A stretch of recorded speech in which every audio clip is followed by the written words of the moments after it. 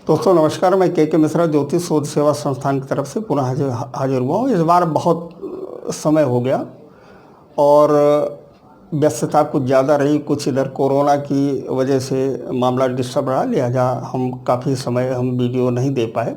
हमें लोगों ने कमेंट किए हैं कि रत्नों के बारे में हमें आप बताइए, तो आज हम चर्चा करेंगे रत्नों के बारे में कि रत्न क्या है और रत्नों को कैसे पहनना चाहिए, किन के तरीके से धारण करना चाहिए। तो सबसे पहले तो ये वीडियो वास्तव में उन आचार्यों के लिए है जिन्हें या जो लोग ज्योतिष में रुचि रखते हैं या जो जानना चाहते हैं या जो रत्नों को ज़्यादा पसंद करते हैं, रत्न पहनना पसंद करते हैं। तो सबसे पहले कुंडली में जब कोई कुंडली सामने आए तो सबसे पहले हमें ये विचार करना चाहिए कि प्रश्न क्या है, इनको परेशानी क्या है। तो जब ये निर्धारित हो जाए कि प्रश्न क्या है, परेशानी क्या है, फिर उस भाव पर नज़र डालनी चाहिए, दृष्टि डालनी चाहिए कि वास्तव में रत्न की इनको ज़रूरत है या यूं ही हम खर्च बढ़ाए दे रहे हैं। एक तो परेशान है और खुद से हम खर्च बढ़ा देते हैं। तो सबसे पहले हम इस लग्न चार्ट की बात करते हैं। तो लग्न चार्ट ही इसमें एक हमने डेट ऑफ बर्थ ली है। फॉर एग्जाम्पल 27 अक्टूबर 1990 शाम को 5 बजे। अब हम हालांकि हमारे अगर वीडियो आपने क्रमवार देखे होंगे तो उसमें ये आपको पता लग रहा होगा कि किस भाव से हम क्या देखते हैं। और आज हम फिर से पुनः एक बार जो है चर्चा कर देते हैं। ये हमारा लग्न भाव है। लग्न भाव से हम खुद का स्वास्थ्य देखते हैं। ये दूसरा वाणी स्थान है और धन का स्थान भी है, साथ में ये पिता का स्थान भी है। ये हम उस परिवार की बात करते हैं जहाँ से हमारा जन्म होता है, जहाँ हमारे माँ बाप भाई बहन इत्यादि जो है, ये पिता के स्थान और धन का स्थान भी है। तीसरे स्थान से हम पराक्रम देखते हैं। पराक्रम हम वो पराक्रम देखते हैं। पराक्रम का मतलब कोई ऐसा नहीं कि युद्ध स्थल में जाने वाली बात है। पराक्रम का मतलब ये है कि वर्क एफिशिएंसी, कार्य करने की क्षमता, यहाँ से हम देखते हैं। चौथे स्थान से भूमि भवन और वाहन, और इसका जो गौड़ कार्य है, जो इसका प्रमुख कार्य है, वो माता का सुख है। यहाँ से भूमि भवन और वाहन देखते हैं, साथ में हम माता का सुख भी यहाँ से देखते हैं। पाँचवें स्थान से हम शिक्षा देखते हैं और शिक्षा के साथ साथ यहाँ से हम संतान सुख भी देखते हैं कि हमारे संतान कितनी होंगी और संतान का आचरण, नेचर, विचार, आचार विचार हमसे उनका सामंजस्य बैठता है कि नहीं बैठता, ये हम यहाँ देखते हैं। छठवें स्थान से रोग और ऋण देखते हैं, रोग और ऋण। सातवें स्थान से पत्नी को देखते हैं। इस भाव से हमें ये पता लगता है कि पत्नी का नेचर कैसा है, पत्नी का आचरण कैसा है, पत्नी से हमारी सारी ज़िंदगी किस तरह से आचार विचार व्यवहार हमारा उनका रहेगा, पत्नी से हमारा सामंजस्य क्या बैठेगा। आठवें स्थान से हम आयु देखते हैं। आयु से हमारा सीधा मतलब यह है कि आयु से हमारा, यहाँ से हमारा जन्म होता है, यहाँ से हम आयु देखते हैं। लोग इसको मृत्यु का नाम दिए हैं कि यहाँ से मृत्यु देखते हैं। हालांकि अर्थ यही है, लेकिन ये कहना उचित नहीं है। यहाँ से हम आयु देखते हैं कि हमारी उम्र 70 साल, 80 साल, 90 साल है, 72 साल है, क्या है, ये हम इस भाव से देखते हैं। 9वें स्थान से हम धर्म देखते हैं, साथ में भाग्य भी देखते हैं। ये बहुत ही जरूरी भाव है। ये 1, 5, 9 ये त्रिकोण स्थान होते हैं। ये बहुत ही आवश्यक और बहुत ही जरूरी स्थान है। इन 3 भावों से व्यक्ति के जीवन में उन्नति और अवनति का ग्राफ बनता बिगड़ता है। 10वें स्थान से हम कर्म देखते हैं। कर्म से इन द सेंस हमारी नौकरी, रोजगार, व्यापार, कार्य करने की क्षमता कि किस तरह की हमें नौकरी मिलेगी, वहाँ हमें कितनी सफलता मिलेगी, कितना हमारा उन्नति होगी, अवनति होगी, प्रमोशन, डिमोशन इत्यादि हम यहाँ देखते हैं। 11वें स्थान से हम लाभ देखते हैं। यहाँ से तो हमने कर्म किया है। लग्न से दूसरा स्थान धन का स्थान है, तो यहाँ से ये दूसरा स्थान लाभ का स्थान। यहाँ से हमने कर्म किया तो यहाँ से हमें लाभ मिला। क्या लाभ मिला? ये 7वें स्थान बड़े भाई का भी स्थान है। इस स्थान से हम बड़े भाई को भी देखते हैं। साथ में हम ये देखते हैं कि जीवन में है मतलब हमें कितना गेन और कितना लॉस हुआ, कितना हमें लाभ हुआ, कितना हमें नुकसान हुआ। 12वें स्थान से हम व्यय देखते हैं, व्यय देखते हैं। तो सबसे पहले तो मोटी बात आपको जो है समझा देते हैं कि इन भावों के रत्न नहीं पहनने चाहिए। 6वें स्थान का 6, 8 और 12 सीधा अर्थ है। षष्ठेश का कोई रत्न नहीं पहनना चाहिए, अष्टमेश का कोई रत्न नहीं पहनना चाहिए और द्वादशेश का कोई रत्न नहीं पहनना चाहिए। कुछ अपवाद हैं, जैसे इस कुंडली में एक अपवाद है, वो हम अभी क्लियर करते हैं क्या अपवाद है। षष्ठेश का रत्न इसलिए नहीं पहनना चाहिए, वो सीधा मतलब हमारा ये है कि अगर कोई ग्रह खराब होता है तो हम उसके पूजन पाठ और उसकी शांति कराते हैं, उसका रत्न कभी धारण नहीं करते और करना भी नहीं चाहिए। रत्न धारण जो करेंगे उसका पावर बढ़ेगा। रत्नों का काम क्या होता ये कि रत्नों के जो ग्रेडियंट्स होते हैं, जैसे पुखराज में अभ्रक होता है, तो इस तरीके से हर रत्न में ग्रेडियंट्स होते हैं। और उनसे होता ये कि उन जैसे मान लीजिए अगर हमने पुखराज धारण किया तो बृहस्पति से मिलने वाला जितना भी प्रभाव है, जितनी भी रेज हैं, वो हमें ज़्यादा मात्रा में मिलने लगती है। लिहाजा ये कि बृहस्पति बढ़िया काम करने लगता है। सोचना ये उपाय में आता है, ये कलर थेरेपी में भी आता है। ज्योतिष में एक कलर थेरेपी है। हम लोग मना कर देते हैं इस कलर के कपड़े ना पहने, ठीक है ना। तो ये केवल इसलिए करते हैं, कलर थेरेपी में आता है। जो लोग मंत्र का उच्चारण नहीं कर सकते, जिनके पास समय नहीं है, या जिनका नवा स्थान ये धर्म का स्थान है, ये स्थान खराब है, हम उनसे जो बता दें कि साहब राहु का जाप करो, तो राहु का जाप वो नहीं कर पाएंगे। बहाना ये बता देंगे हमारे पास समय नहीं, जबकि करने वाले के लिए सभी कुछ संभव है। अगर कोई करना चाहे तो दुनिया में कोई चीज़ असंभव नहीं। अगर कोई रास्ता बना है तो आपके चलने के लिए ही है। ये मेरा मानना है। अगर IAS का कोई एग्ज़ाम बना है तो अगर समय रहते अगर आप उस पर चलेंगे तो मंजिल आपको ज़रूर मिलेगी। अब बात करते हैं छठे और 8वें 12वें स्थान का रत्न नहीं पहनना चाहिए। उसके पीछे कारण है कि आज ये स्थान इस भाव का स्वामी जिस भाव में बैठ जाता है उस भाव को खराब कर देता है। ठीक, 12वां स्थान ये व्यय का भी स्थान है। इस भाव का रत्न अगर आप धारण जो कर लेंगे, जैसे यहाँ पर गुरु यहाँ जो दिख रहा है बृहस्पति, ठीक, ये अपवाद है कि अगर इस व्यक्ति का नवा भी गुरु है, इसमें धनु राशि है, जिसका भी स्वामी जो है बृहस्पति 12वें व्यय स्थान में है, इसका भी स्वामी, तो ये एक सिद्धांत है, पाराशरिक सिद्धांत है। दूसरे और 12वें स्थान में के स्वामियों की अगर कोई दूसरी राशि केंद्र त्रिकोण में पड़ती है तो उनका रत्न पहनना चाहिए। फिर से समझ लीजिए, द्वितीय जैसे यहाँ वृष राशि है, ठीक, अगर इसकी राशि 5 में या 9 में पड़ती या केंद्र में कहीं पड़ती तो उसका रत्न हमें धारण हम कर सकते हैं। इसी तरह से 12वें, ये मेष लग्न है, इसका 12वें का स्वामी गुरु है और 9वें का स्वामी भी गुरु है। अभी हमने ये बताया कि 1, 5, 9 ये बड़े शुभ भाव होते हैं। तो ये गुरु जो है इनके लिए लाभकारी, चूँकि इनकी दूसरी राशि ज़्यादा वर्क करती है, ये एक्टिव है, तो लिहाजा इनको रत्न गुरु का रत्न पहनना चाहिए। अब हम आते हैं कि रत्न वास्तव में किस ग्रह के लिए कौन सा रत्न पहनना चाहिए। सूर्य के लिए माणिक, इसमें हमने नीचे 4 वर्ष लिखा हुआ है। 4 वर्ष का मतलब क्या, हमने यहाँ देखा है लोग आते हैं कुंडली दिखाने के लिए, हम जब उनके हाथों में रत्न देखते हैं तो उनसे ये पूछते हैं माणिक कब धारण किया। तो कहने वो हम जब पढ़ते थे बचपन में तो एक पंडित जी ने हमें जो है बताया था माणिक हमने धारण कर लिया। हमने कहा कई साल हो गए? कहले 20 साल हो गए। ऐसा नहीं है, एक लग्न पर एक व्यक्ति पर रत्न सूर्य का रत्न माणिक 4 वर्ष काम करता है। इसका मतलब ये नहीं कि माणिक खराब हो गया। अब आपने 1 लाख रुपए का रत्न पहना और हमने ये बता दिया कि 4 साल बाद ये बेकार होगा। बेकार नहीं होता, वो दूसरे पर पूरा ही काम करेगा। उसकी फिर से प्राण प्रतिष्ठा करनी चाहिए, उसका पूजन करना चाहिए, उसको चार्ज करना चाहिए और किसी दूसरे को पहना देनी चाहिए। आपको चाहिए ये कि माणिक का आप बदल करके दूसरा रत्न ले लें। इसी तरह से मोती में आ जाओ। मोती की आयु 2.25 वर्ष है। मोती लोग बचपन में पहनते हैं। अक्सर माताएं बच्चों को मोती पहना देती हैं। उनके पीछे तर्क ये होता है कि इसको गुस्सा बहुत आती है, इसलिए मोती हमने पहना दिया। अगर मोती यहाँ पर वृश्चिक राशि में नीच का बैठ रहा है तो मोती नहीं पहनाना चाहिए। उससे क्या कमी आ जाएगी, माता का स्वास्थ्य खराब हो जाएगा, अनिद्रा रोग उत्पन्न हो जाएगा। तो ज़रूरी नहीं कि हर दवा लाभकारी हो, ठीक है, हर दवा लाभकारी नहीं है। जिसको बुखार नहीं उसको पैरासीटामॉल नहीं देना चाहिए, है, कहले पैरासीटामॉल बुखार उतारता है, पैरासीटामॉल इसको दे दो।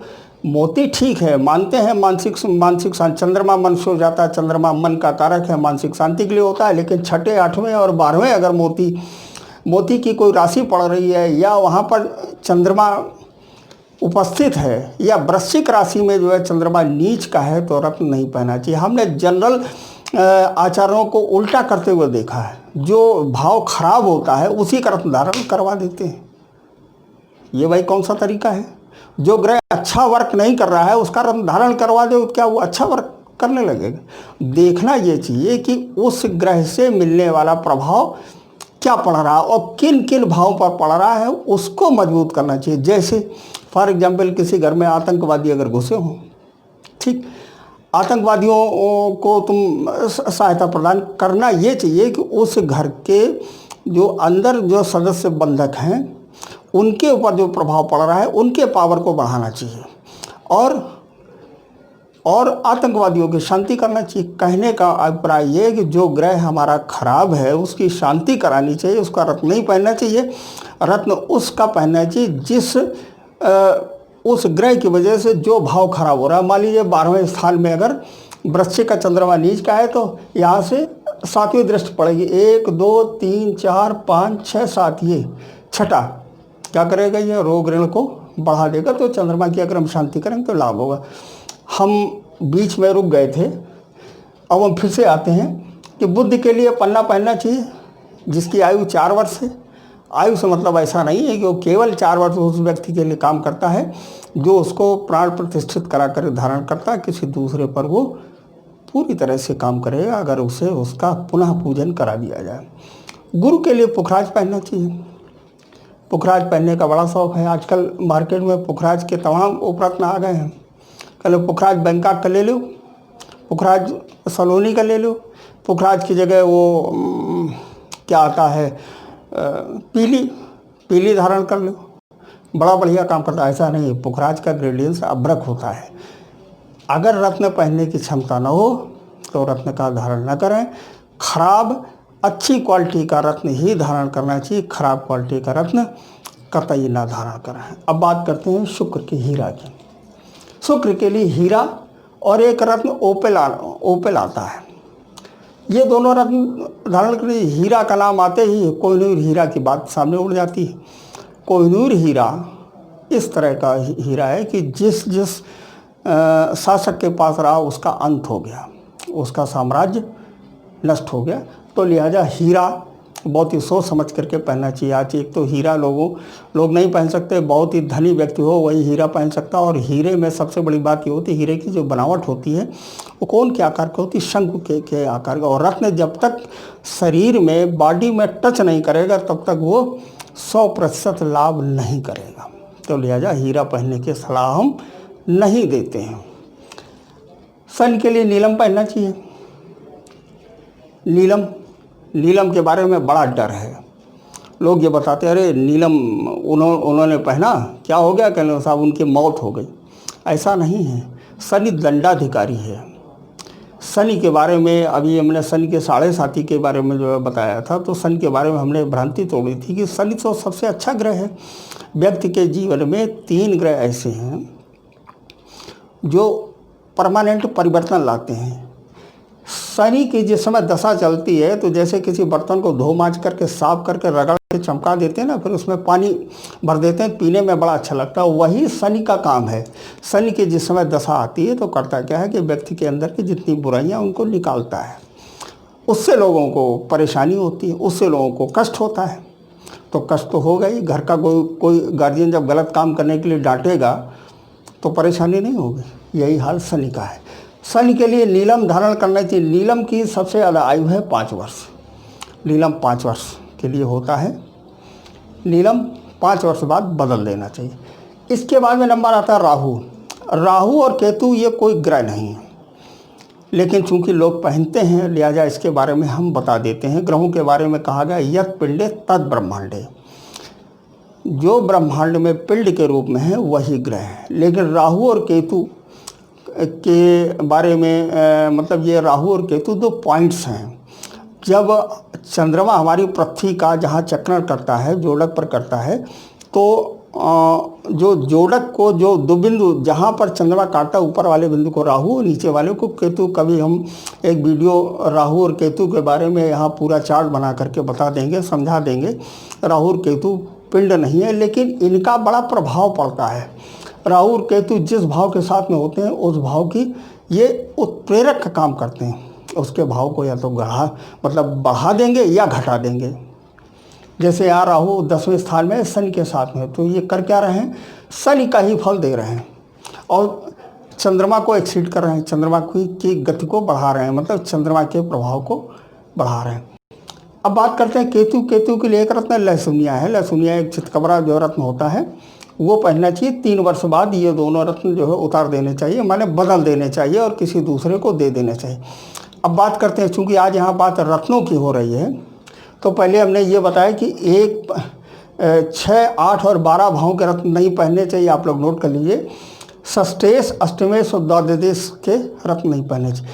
अगर 12वें की कोई दूसरी राशि 1, 5, 9 में पड़ रही है तो 12वें का रत्न पहना जा सकता है, ये अपवाद है। इसी तरह से दूसरे में है, दूसरे भाव, अगर दूसरे भाव की राशि किसी दूसरे स्थान में पड़ रही है, 1, 5, 9 में पड़ रही है, तो दूसरे स्थान का रत्न पहनना चाहिए। और आचार्यों को जब कुछ नहीं समझ में आता तो लग्नेश का रत्न पहना देते हैं। आपके सामने व्यक्ति आया, उसको स्वास्थ्य की समस्या नहीं, उसको संतान की समस्या है, तुमने क्या किया, उसको लग्नेश का रत्न पहना करके खाना पूरी कर दी और चलता किया। लग्नेश, जैसे यहाँ पर हमारे उदाहरण की कुंडली में लग्नेश मंगल है, इसका स्वामी मंगल है, तो अगर ये व्यक्ति हमारे पास रोजगार की समस्या लेकर के आए तो हम क्या करेंगे, उसे लग्नेश का रत्न नहीं पहना, हम उससे ये पूछेंगे कि भाई आपका स्वास्थ्य सही है, कहेगा हाँ। फिर हम बात करेंगे इस भाव की कि इस भाव पर लगने वाले प्रभावों का क्या, फिर हम देखेंगे महादशा उसकी कौन सी चल रही है और कौन सा रत्न कितने परसेंटेज काम कर रहा है। हमारे संस्थान से कुंडली बनती है। हमारा जो है संस्थान का नाम आप जो समझ रहे होंगे, ज्योतिष शोध सेवा संस्थान के नाम से ये एक पत्रिका बनाते हैं, ज्योतिष शोध सेवा संस्था। ये इस हारोस्कोप में हम ग्रहों का षटबल निकाल देते हैं और महादशा में कौन सा ग्रह कितने प्रतिशत लाभ करेगा इसके बारे में भी हम बता देते हैं। इसमें देखिए हमने साफ लिखा हुआ है, ये इसी व्यक्ति की कुंडली है। थोड़ा सा पास से आकर के जो दिखा देते हैं, इनकी जिस समय राहु की महादशा चल रही थी तो गोमेद 89% काम कर रहा था, नीलम 83% काम कर रहा था और पुखराज 81% काम। अब इसमें गुरु की महादशा चल रही है तो बृहस्पति कितने परसेंट काम कर रहा है, 94%, 94%। तो लिहाजा हमारा कहने का मतलब केवल इतना है कि रत्न महादशा, रत्न पहनते समय महादशा का भी ध्यान रखना चाहिए। अगर मान लीजिए महादशा षष्ठेश और या अष्टमेश की चल रही है और बुध को हमें पावरफुल करना है तो हमें कन्या या इसका रत्न नहीं पहनना है, किसका रत्न पहनना है। फिर उस समय के हिसाब से, उसके प्रश्न के हिसाब से, जिस भाव का प्रश्न बन रहा हो उस पर लगने वाले प्रभावों को कम या ज़्यादा करने के लिए रत्न को लिया जाए। ये कि पत्रिका में खुद से देख करके आप ये समझ सकते हैं। जैसे जीवन रत्न हम जो है बता चुके हैं, मूंगा है, चूँकि ये स्वास्थ्य के लिए काम करता है। भाग्य रत्न पुखराज, ये भाग्य स्थान का स्वामी है। कारक रत्न माणिक है, चूँकि ये जो भाव है ये कारक भाव है। नीलम 10वें स्थान का स्वामी है और 10वें स्थान में चूँकि राहु भी है, तो लिहाजा इस पत्रिका में ये दर्शाया गया है कि आप कौन कौन से रत्न आप पहन सकते हैं और उनका प्रतिशत क्या है और उनकी जो दशा क्या है। ठीक है, अब बात करते हैं रत्न कैसे होने चाहिए। ये तो बात हो गई कि किन किन भावों के रत्न पहनने चाहिए। अगर जब कुछ ना समझ में आवे, अगर स्वास्थ्य गड़बड़ हो तो इसका रत्न पहन ले, लग्नेश का खुद से देख ले अपनी जो कुंडली में कि स्वामी मंगल है, इसका रत्न पहन ले। अगर संतान से संबंधित कोई जो समस्या हो तो पंचमेश, जैसे यहाँ पर 5वीं राशि सिंह राशि, इसका स्वामी सूर्य है, इसका रत्न पहन ले। अगर धर्म से संबंधित या भाग्य से संबंधित कोई जो समस्या आ रही हो तो पुखराज धारण करें। अगर कर्म से संबंधित कोई जो समस्या आ रही हो तो 10वें स्थान का रत्न धारण करें। 7वें स्थान का रत्न कभी नहीं धारण जो करना चाहिए। 7वें, 6, 8, 12 का तो हम पहले ही मना कर चुके हैं, प्रतिबंधी। 7वें स्थान का भी रत्न नहीं धारण करना चाहिए। 7वें स्थान के रत्न धारण करने में होता यह है कि पत्नी भाव मजबूत हो जाता है। मजबूत से मतलब ये है कि पत्नी से हो सकता है यहाँ पर देखने वाले बल का क्या प्रभाव पड़ता हो सकता है पत्नी से संबंधों में कड़वाहट आने लगा, बशर्ते इसके स्वामी को देखना चाहिए तब रत्न धारण करना चाहिए। हमने जनरली ये देखा है कि लोग रत्न पहन करके और एक फैशन का साधन बना लेते हैं। ठीक है, अच्छी बात है, फैशन करिए, लेकिन कम से कम ये तो आप देखिए कि ये रत्न आपको लाभ कर रहा है कि नहीं कर रहा है। अब बात करते हैं कि रत्न कैसे होने चाहिए। मूंगा और मोती ये दोनों जैविक रत्न हैं। जैविक रत्न का मतलब जो समझते हैं, जो किसी जीव के द्वारा पैदा होते हैं। जैसे मूंगा एक जीव होता है जो अपने रहने के लिए घर बनाता है, तो एक चट्टान टाइप में जो है पैदा हो जाती है, उसी को ले आते हैं और उसी को तराश करके पॉलिश वालिश करके ये रत्न बनाते हैं। इसके बाद में मोती भी आजकल तो मोती की खेती होने लगी है। मतलब फार्म में वो सीप ले आए, पाल लिए और इसके बाद में मोती निकाला और जो है बाज़ार में बेच दिए। लोग बाग जो करते क्या, हमने यहाँ रत्न लिखा है कि मोती धारण करो, सुनार के पास जो चले गए, सुनार ने ठोंक पीट करके मोती को जो पकड़ा दिया। 2 घंटे में वो आए, सोमवार को पहनना है और आने के बाद उन्होंने धारण कर लिया। क्या फ़ायदा रहा? कंप्यूटर लाते हो आप, कंप्यूटर लाने के बाद जब तक सॉफ्टवेयर नहीं उसमें डालो तो क्या काम करता है? नहीं काम करेगा। तब क्या करना चाहिए? तब उसमें सॉफ्टवेयर डालते हैं। हमारा मतलब ये है कि अगर मोती पहनना है तो चंद्रमा की जब तक हम पूजा नहीं करेंगे, उसको चार्ज नहीं करेंगे, तब तक मोती काम नहीं करेगा। अब बात करते हैं माणिक्य की। अब पहले ये समझिए कि रत्न कैसे होने चाहिए। रत्नों का जो वजन जो है कितना होना चाहिए। यहाँ आचार्य करते क्या पूछ लेते हैं कै किलो को, उनका 60 किलो, कहने 6 रत्तिक पहन लो। मतलब इस तरह से आंकड़ा एक जो लगा रखा है कि अगर कोई व्यक्ति 60 किलो का है या कोई व्यक्ति 70 किलो का, तो 6 से 7 रत्ती के बीच में रत्नों से धारण उन्होंने जो करवा दिया। कैसा भी है, टेढ़ा है, उसके अंदर कार्बन भरा है, शनि से प्रभावित है, कोई मतलब नहीं है। बस वो सुनार ने उनको बेचा, दिखाया, बस इतना ज़रूर देखते हैं कि ये क्लियर है कि नहीं। क्लैरिटी से मतलब नहीं, उसका ग्रेडियंस जो देखना चाहिए, उसकी डेंसिटी जो देखना चाहिए, उसकी टेबल देखनी चाहिए कि ऊपर से रत्न कैसा और नीचे से रत्न कैसा है। हमारी उंगली में रत्न चिपक करके बैठता है कि नहीं बैठता। जितना ज़्यादा एरिया में रत्न टच करेगा, छुएगा, उतना ही बढ़िया वो काम करता है। लिहाजा ये है कि रत्न पहनते समय ये देखना चाहिए कि नीचे उसकी सरफेस कैसी, ऊपर उसकी सरफेस कैसी है और उसमें कहीं कोई कार्बन पार्टिकल्स तो नहीं है। ख़ास तौर से इन जो रत्नों में जो देखना चाहिए। अब बात करते हैं मोती की। मोती कई तरह के मोती आते हैं। एक आता साउथ सी का मोती जो बिल्कुल गोल होता है। उसकी अंगूठी एक तो हर कारीगर बना नहीं पाता है, बनती है तो टिकाऊ नहीं होती, जल्दी निकल जाए, गोल मोती होता है। मोती हरदम ऐसा लेना चाहिए कि उसकी नीचे की जो सरफेस प्लेन हो, ताकि वो उंगली में चिपक करके बैठे। इसके हम उंगली भी जो है बताते चलते हैं कि कौन सा रत्न किस उंगली में धारण करना चाहिए। ये सूर्य का रत्न है। सूर्य का रत्न इस उंगली में धारण जो है करना चाहिए, अनामिका में। और चंद्रमा कनिष्ठिका में जो धारण जो करना चाहिए। इसका वजन 5 रत्ती से प्लस होना चाहिए। इससे बड़ा रत्न पहनने का कोई मतलब नहीं, कोई अर्थ नहीं है। दवा का एक निर्धारित उसका एक जो वजन है, फिर चाहे जितनी दवा खा लो, ठीक है। इसके बाद ये 8 से, चूँकि ये जैविक रत्न है तो लिहाजा 8 से 9 रत्ती का मोती जो है पहनना चाहिए। इसका वजन ज़्यादा रखना चाहिए। यही बात मूंगा में है। मूंगा ज़्यादातर कैप्सूल साइज में मिलते हैं, गोल मिलते हैं। गोल मूंगा नहीं खरीदना चाहिए। मूंगा हरदम लेना चाहिए जो नीचे से चपटा हो, फ्लैट हो और उसमें कार्बन पार्टिकल्स ना हो, ठीक है, दिखने में सुंदर हो, ये पहनना चाहिए।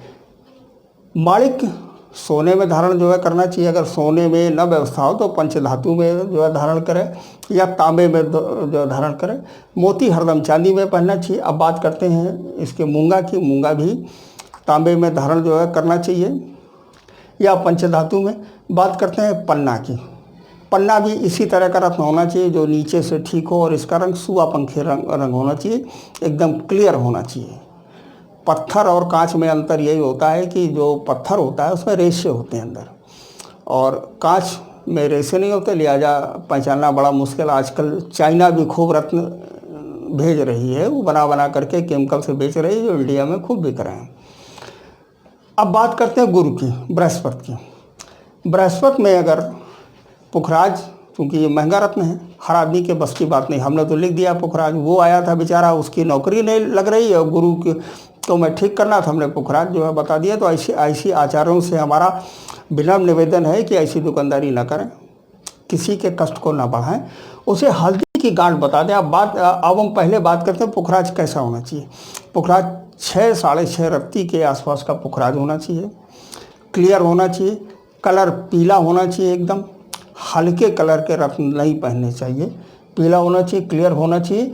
और नीचे से ऐसा रत्न होना चाहिए कि वो उंगली में मतलब चपक कर बैठे और तर्जनी उंगली में पहना जाता है।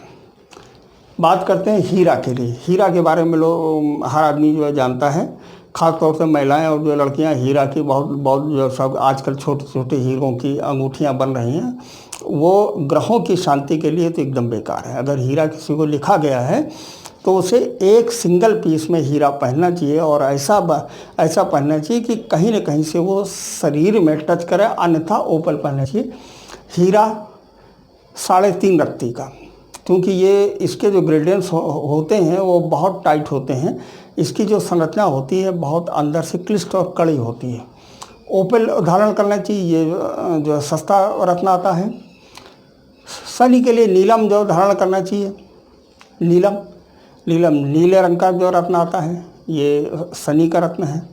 और लोगों ने कह रखा है कि वो नीलम का पहले परीक्षण जो कराना चाहिए। कहने क्या करो, कहने तकिया के नीचे धर के सो, जब उसे सपना आवे, अगर कोई ख़राब आवे, अगर कोई ना आवे तो नीलम सूट कर रहा है। इस तरीके की तमाम तरह की भ्रांतियाँ, ऐसा नहीं है। योग्य आचार अगर उनका अगर निराकरण सही होगा तो नीलम पहनना चाहिए। और नीलम कोई इस तरह का ग्रह नहीं है कि आज नीलम धारण किया अब कल बहुत बड़ा नुकसान हो गया, ऐसा नहीं है। नीलम से डरने की आवश्यकता नहीं है। अब बात करते हैं राहु के लिए। राहु में गोमेद, हमने ज़्यादातर लोगों को गोमेद पहने हुए देखा। कुछ नहीं, जब जो समझ में आता आचार्य को कह देते हैं तो गोमेद धारण करो। काहे, कहने राहु की महादशा चल रही है, और राहु अगर 6, 8वें, 12वें वो रिजल्ट अच्छा नहीं दे रहा है, फिर भी उन्हें तुम गोमेद पहनाए बैठे हो।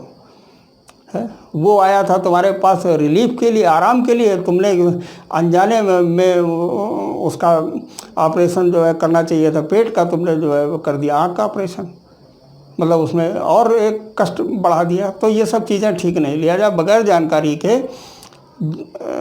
ज्योतिष में कोई रत्न ग्रहों का नहीं पहनना चाहिए। केतु के लिए लहसुनिया, ये रत्न बहुत ही जो सस्ते आते हैं ये, और इन्हें धारण कर सकते हैं। तो बात आज यहाँ रत्नों की हो गई।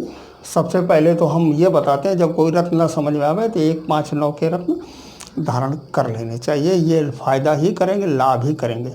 दूसरी चीज़, प्रश्न के हिसाब से आचार्य से पूछना चाहिए कि साहब संतान नहीं हो रही है, हमें इसका उपाय बताओ। तो या तो रत्न बताएगा या कोई पूजन पाठ जो है बताएगा। तो पंचम स्थान को जो है देखना चाहिए। अगर भाग्य साथ नहीं दे रहा है, बनते हुए काम बिगड़ रहे हैं, अगर कोई समस्या आ रही तो नवम स्थान का रत्न हमें धारण करना चाहिए। नवम स्थान, इससे हम भाग्य को देखते हैं। अब बात करते हैं, अगर भूमि भवन और वाहन की 4थे और 10वें स्थान का भी रत्न पहना जा सकता है। अब प्रश्न ये बनता है कि साहब, जैसे इस हमारी उदाहरण की कुंडली में ये 12वें मीन राशि आई जिसका स्वामी गुरु है, और 9वें भी क्या आई, धनु राशि आई जिसका स्वामी बृहस्पति गुरु है। तब में कौन सा रत्न जो पहनना चाहिए? हमने तो मना किया 12वें स्थान का रत्न नहीं पहनना चाहिए। ऐसा नहीं, ये अपवाद है। दूसरे और 12वें स्थान, ये पाराश्री जी का सिद्धांत है कि अगर दूसरे और 12वें भाव की अगर कोई दूसरी राशि 1, 5, 9 या लग्न में आ रही है तो रत्न पहना जा सकता है, पूरी तरह से काम करेगा। रत्न समझ लीजिए महादशा के हिसाब से रत्न हो। रत्न हमें किस दिशा में लाभ लेना उसके हिसाब से होना चाहिए। रत्न हरदम अच्छी क्वालिटी के होने चाहिए, कलर में ठीक होने चाहिए, और उपरत्न किसी भी दशा में नहीं नहीं पहनना चाहिए, बगैर रत्न के पूजन पाठ से काम चला लेना चाहिए। बस इतना ही हमें आज जो कहना था। और इसके बाद में हम जो अगला वीडियो बनाएंगे उसमें हम एक विशेष बात से जो चर्चा करेंगे कि ज़्यादातर लोग ये प्रश्न करते हैं कि पैसा कब आएगा। प्रश्न को ध्यान से सुनिए। लोगों ने फ़ोन करके बताया कि पंडित जी हमारी कुंडली में आप ये देख करके जो करके बताओ, पैसा नहीं आ रहा, पैसा कब आएगा। तो हमारे वीडियो का टाइटल भी यही होगा कि जाने अपनी कुंडली से कि पैसा कब आएगा, किन किन वर्षों में आएगा, किन किन महीनों में आएगा, ये हम अगले वीडियो में आपको बताएंगे। अगर आप लोग हमारे साथ क्रमवार लगे रहेंगे, हमारे वीडियो को लाइक और शेयर करेंगे, तो हम ज्योतिष पर विशेष बातों पर हम जो चर्चा कर रहे हैं उनका लाभ आप तक पहुंचता रहेगा। धन्यवाद, नमस्कार।